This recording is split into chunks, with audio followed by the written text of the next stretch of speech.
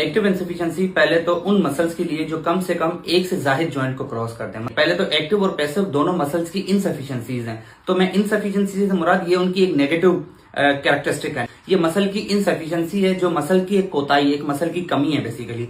तो है क्या, पहले तो ये उन मसल्स के लिए जो कम से कम एक से ज्यादा जॉइंट को क्रॉस करते हैं। मतलब हैमस्ट्रिंग हो गया, हैमस्ट्रिंग दो जॉइंट को क्रॉस करता है, हिप को भी और नी पे भी काम करता है। इट मींस इन मसल्स के लिए हैमस्ट्रिंग, नी, बाइसेप, शोल्डर पे भी काम करता है और एल्बो पे भी काम करता है। रेक्टस फीमोरस, जितने भी सार्टोरियस मसल हो गया, तो जितने भी मसल जो कम से कम दो जॉइंट पे अटैच्ड हैं, दो जॉइंट पे काम करते हैं, ये उनके लिए है। तो ऐसे मसल जो कम से कम एक से ज्यादा जॉइंट को क्रॉस करते हैं, तो जो उसके लिए पहला जॉइंट होगा जिस पे वो काम करते हैं, वो उनके लिए हो गया प्राइमरी जॉइंट, और जो दूसरा जॉइंट होगा वो हुआ सेकेंडरी जॉइंट। जैसे क्वाड्रिसेप्स मसल है, हिप पे फ्लेक्शन कराते हैं, तो हिप पे फ्लेक्शन जब वो करेंगे तो अपना मैक्सिमम फोर्स जनरेट करेंगे, तो हिप हो गया उनके लिए प्राइमरी जॉइंट। जब नी पे एक्सटेंशन करेंगे, लेट्स सपोज उस हिप फ्लेक्शन करने के बाद नी पे एक्सटेंशन करेंगे, तो now the knee will be represented as a secondary joint. तो डिपेंड करता है कि पहली मूवमेंट किस पे हो रही है। जिस पे पहली मूवमेंट होगी वो प्राइमरी जॉइंट, जिस पे बाद में मूवमेंट होगी उसकी secondary joint. By definition it is a insufficiency of a two joint muscle